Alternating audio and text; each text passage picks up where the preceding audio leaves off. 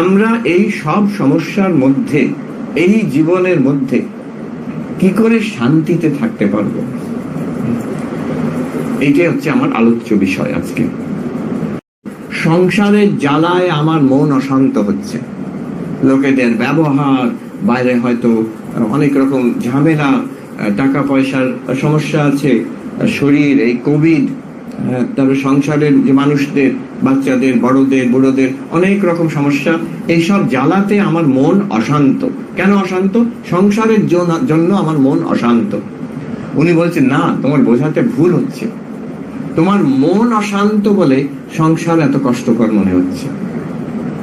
তাই কি?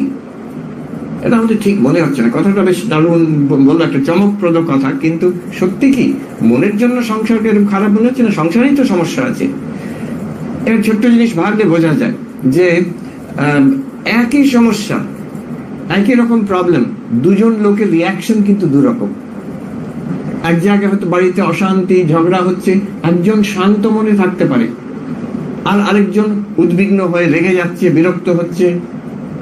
তার মানে ওই একই সমস্যা যদি কেউ শান্তভাবে, তার রিয়াকশন বেশি হচ্ছে না, মাইন্ড ইজ কাম, আরেকজনকার রিয়াকশন বেশি হচ্ছে, তফাৎটা মনে।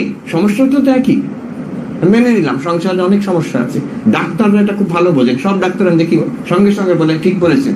ওরা একই রকম অসুখে দুজন পেশেন্ট এবং দুজন পেশেন্ট পার্টি, রিয়াকশন দুরকম দেখে ওরা। একজন ধীর স্থির ভাবে হয়তো মেনে নিল, একটা হয়তো গুরুতর অসুখ, ধীর স্থির ভাবে মেনে নিল। আরেকজন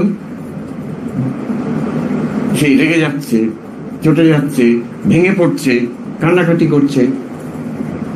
একজন ডাক্তার আমেরিকাতে, ভারতীয় ডাক্তার, ওখানে হয়তো সবচেয়ে ভালো ভালো ডাক্তাররা হয়তো ভারতীয় বলতে পারবো, অনেক ভারতীয় ডাক্তার আছে।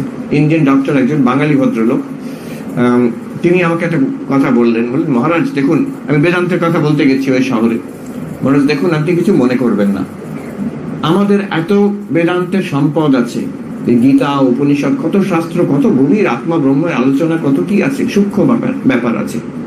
কিন্তু আমি একটা কথা বলবো, আমি দেখি টার্মিনাল কেস, মারা যাবে পেশেন্ট। অনেক সময় দেখেছি ইন্ডিয়ান পেশেন্ট, যারা বৃদ্ধ ইন্ডিয়ান, তারা উদ্বিগ্ন, ভেঙে পড়ছে, অশান্ত, ছটপটে।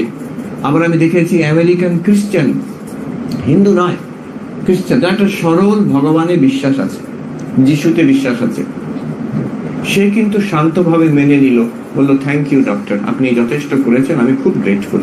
মারা যাচ্ছে সে। তো তফাৎটা কেন হচ্ছে? আমি বলছি, দেখুন, সে কিন্তু যেটুকু সে জানে, একটা সরল বিশ্বাস ভগবানে, ঈশ্বরে, তার যিশুর ওপরে বিশ্বাস আছে, ভক্তি আছে, শ্রদ্ধা আছে, আমাকে তিনি দেখবেন, তাতেই তার হয়ে যাচ্ছে। আর আমরা এত আত্মা, ব্রহ্ম, চৈতন্য, পঞ্চকোষ বিচার এসব করেও কিন্তু মুখে মুখে কথাটা যদি মুখে মুখে থেকে যায়, অন্তরে না ঢোকে। যখন ঠাকুর বলছেন যে বেড়াল যখন টিয়া পাখিকে ধরে, টিয়া পাখি যতই রাম রাম শেখাও, বেড়াল ধরলে সে ক্যাঁ করে উঠবে। বেড়াল মানে মৃত্যু, বেড়াল মানে যে রোগ, শোক, তাপ, তখন আমরা ক্যাঁ করে উঠি। যে তত্ত্বটিকে, যেটাকে আমি অন্তরে অন্তঃসাৎ করতে পারবো, অ্যাসিমিলেট করতে পারবো, সেটা আমার কাজ দেবে। যেটা শুধু বইয়ের কথা রয়ে গেল, সেটা কাজ দেবে না। এটা একটা কিন্তু বড় কথা, ভেবে রাখা দরকার। ওই সাধুর কথা আছে যে তাকে সে পড়েছে, আমি ব্রহ্ম, আমি শরীর নই, মন নই। তার একটা ছোটখাটো অপারেশন হবে হাতে, তো ডাক্তার বলেছে একটা অ্যানেস্থেশিয়া দিয়ে দিই, লোকাল অ্যানেস্থেশিয়া।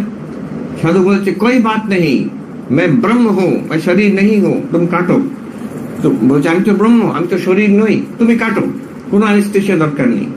যে মহাত্মাজি, আপনি ঠিক বলছেন তো, কারণ লাগবে, একটু ব্যথা হবে। আরে কাটো, আমি তো ব্রহ্ম হ্যাঁ, আমি দ্রষ্টা হ্যাঁ, লাগু কি আছে, আমি তো দ্রষ্টা। যেই ছুরিটা লেগেছে, চিৎকার করে আছে, এই রুকো রুকো রুকো। কি হলো?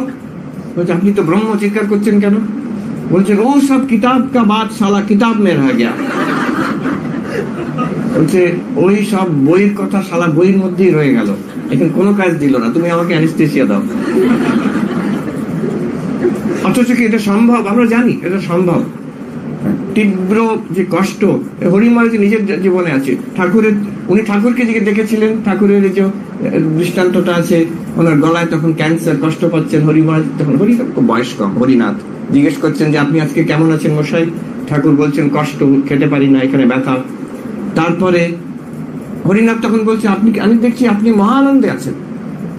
ঠাকুর বিরক্ত না হয় বলছে ও শালা ধরে নিয়েছে।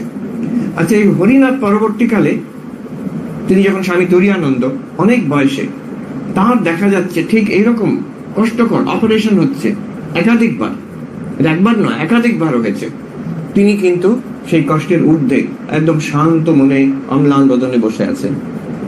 ওই ডাক্তারকে বলছেন তুমি কাটো, ওই ব্ল্যান্স করবে, বয়েল। বলছে খুব কষ্ট হবে কিন্তু মহারাজ, আমি অনেকটা গভীরে কাটবো, তুমি কাটো আমি দেখি। কিন্তু তখন সেখানে কিন্তু তিনি বলছেন না কিতাব কে বাদ কিতাব মে রহ গয়া। এটা একাধিকবার হয়েছে, এর অনেক উইটনেস আছে যারা বলছেন হরি মহারাজ শান্তভাবে বসে আছেন আর ডাক্তার কেটে যাচ্ছে। উনি কিন্তু ধ্যানস্থ নন, যে ধ্যান হয়ে গেছে আর কোনো তার জ্ঞান নেই, বাইরের জ্ঞান নেই, শরীরের জ্ঞান নেই, সেটা আলাদা কথা, সমাধিস্থ হয়, কিন্তু সব কষ্ট অনুভব করছে। এটা কি ক্ষমতা? গীতাতে বলছেন শ্রীকৃষ্ণ একটা এমন জিনিস পাওয়া যায়, ইয়াসমিন স্থিত দুঃখে না গুরুণাপি না বিচাল্যতে, যেখানে স্থিত হয়, where you are centered, গুরুতর দুঃখ তোমাকে নড়াতে পারবে না। একটা এমন জিনিস পাওয়া যায়। আমরা দেখতাম যখন ব্রহ্মচারী মহারাজ তো ভালোভাবে জানেন, আমরা যখন ব্রহ্মচারী বেলুর মঠে, তখন সেই ভূতেশানজি মহারাজ প্রেসিডেন্ট, ওনার প্রণাম হতো সকালবেলা। আমরা ভক্তরাও সকালে হতো, কখনো বিকেলে হতো, ছুটে ছুটে যেতাম সেই মহারাজের কাছে, এই 15-20 মিনিট কাটাবার জন্য।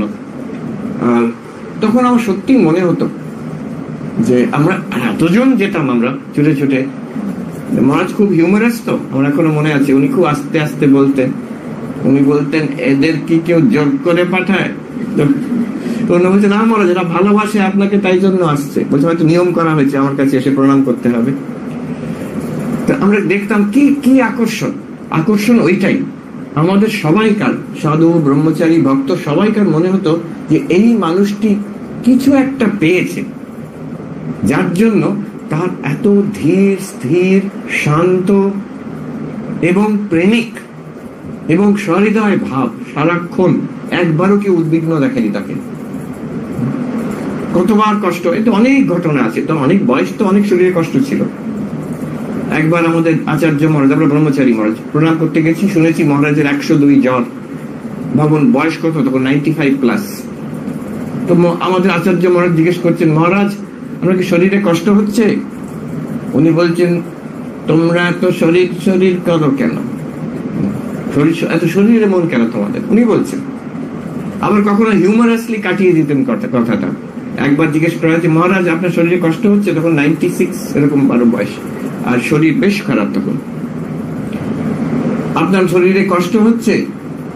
তো তখন মহারাজ বলছেন, হ্যাঁ আমার হাঁটুটা কনকন করছে, আমার এই চোখ দুটো কড়কড় করছে, কানটা ভ ভ করছে। প্রত্যেকটা ভাষার চয়েস আমি অত বলতে পারবো না, প্রত্যেকটা অঙ্গতে কি হচ্ছে ঠিক যে বাংলা ভাষায় যেগুলো আছে, হ্যাঁ, কপালটা ডিপ ডিপ করছে, এই করে সবটা ডেসক্রিপশন দিয়ে বললেন। তবে আমি কমপ্লেন করছি না, আমি এসব নিয়ে ভালোই আছি।